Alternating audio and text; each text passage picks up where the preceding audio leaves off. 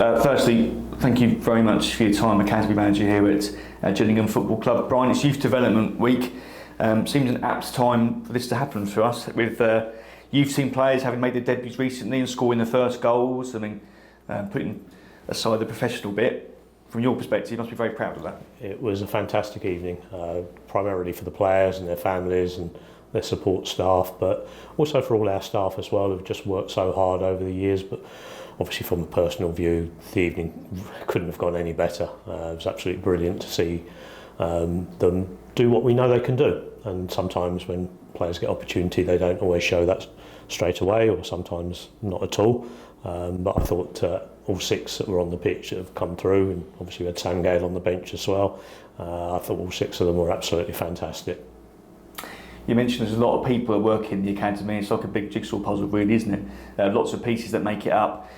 There's far more to it than just them playing on a Saturday. They do education, there's life skills, there's development centres, 9s to 16s at Canterbury Tuesday and Thursday. It's a busy environment. It is. It's a brilliant environment to work in, and I'm so lucky to be involved in it. But yeah, I mean, we as you say, we run everything from development centres dotted around the county for our younger players, typically 7, 8, 9-year-olds, which are pay and play opportunities for them to receive the coaching from our coaching staff who do so well in the development centres and our advanced centre, but also potentially to be spotted and to be brought into the main academy, for want of a better description. And then we have the schoolboy programme, 9s to 16s, which typically trains on a Tuesday evening, Thursday evening at the University of Kent at Canterbury. We also have a gym club for our 15s and 16s here at the stadium on a Monday. And then the groups play their games, 15s, 16s on a Saturday morning alongside the under 18s, 9s to 14s on a Sunday, either home or away, again with their games being based at the University of Kent. And then we have the full-time boys, which is also really time consuming, which are probably the ones that people have got to know a little bit over the last few weeks, who come in Mondays to Saturdays, Monday, Tuesday, Thursday, Friday for coaching and some education, Wednesday's an education day all day, Saturday a match day, but then we also get things like tonight where we're under 17s Floodlit Cup away at Colchester. So really busy, but good busy. Now it is Youth Development Week, but I guess from your perspective every week is a development week in some way, because you're so focused on trying to improve every player on your whiteboard upstairs, all the way through from youngsters to the youth team. Yeah, I mean, absolutely, it has to be about development for us. Obviously, the closer they get to first team level, so the youth team, winning is important at all the age groups, and we shouldn't ever forget that. But from a staffing point of view, we have to recognise that the improvement of the young players is what we're here to do, and if we can do that, then that gives them the very best opportunity in order to get the chance out on the pitch with the first team, as some of them did a couple of weeks ago. You mentioned staff. A new member of staff has come. I'll say new in inverted commas. Mark Patterson has come back to Efl'S Priestfield Stadium. Correct me if I'm wrong, head of coach development. Correct. Just talk us through what that role entails and what Mark is responsible for. Okay, yeah, Boomerang Patterson. I think we're going to start to call him. I say new in inverted commas. Absolutely. I mean, joking aside, I'm delighted to welcome Mark back to the club again. He's come in primarily to do development of our coaches, which is really important to us. So that'll be working with them on a one-to-one basis, observing coaching sessions, mentoring them basically, and that's for sort of all our coaches, and we're going to sort of split that role a little bit through the course of the coming year. So myself and Rob Peck and Matt Funnell are going to also help some of the staff a little bit more directly from that perspective, which then allows Mark the time to do what's probably the other main part of his role, which is to mentor and to help out our younger professionals who are out on loan.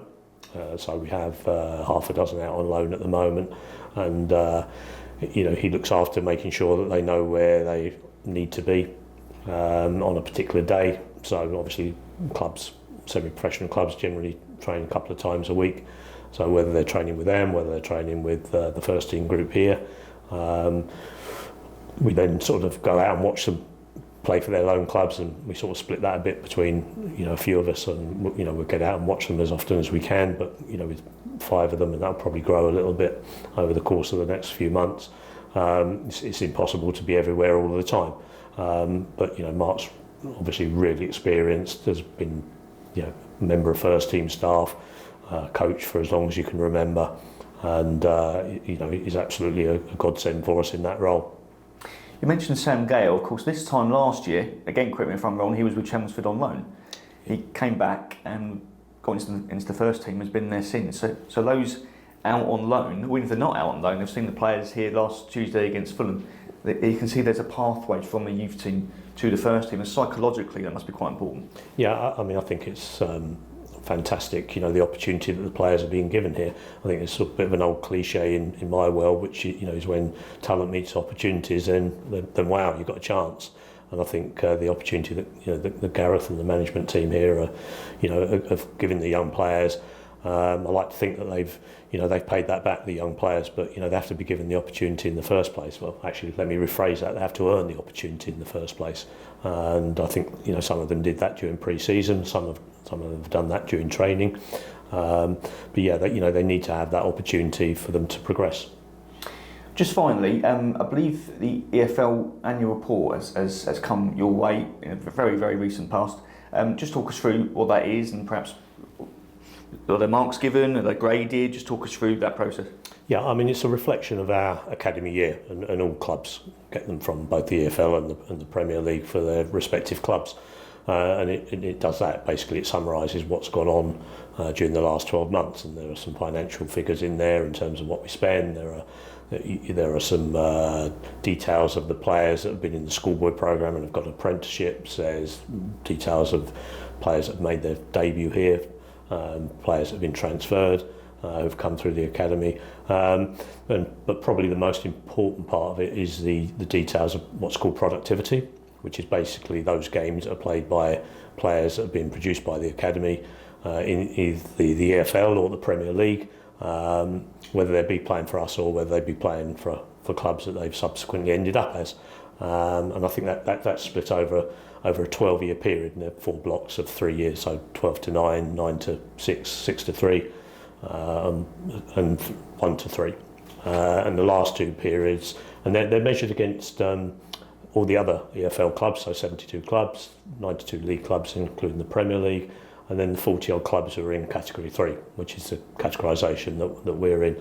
And I'm really pleased with the report. It's a fantastic report, really positive on numerous kinds of criteria, but the pleasing one is the productivity ones, where we finished second out of the Category 3 academies, top 5 in the 3 to 6 year period. So the most recent past, you know, we're right up the top end of the academy productivity table, and that's again testament to so much hard work that's gone on over the previous years, and also obviously to the quality of the players we're producing. And as I say, it's not just the ones who are still here, such as Sam, and obviously Joe's just moved on, but also the likes of Matt Baker and Emmanuel Fernandez, Harvey Lintott, that had been here, Jack Tucker, that had been here, and some others as well, where we still get sort of reward for their production.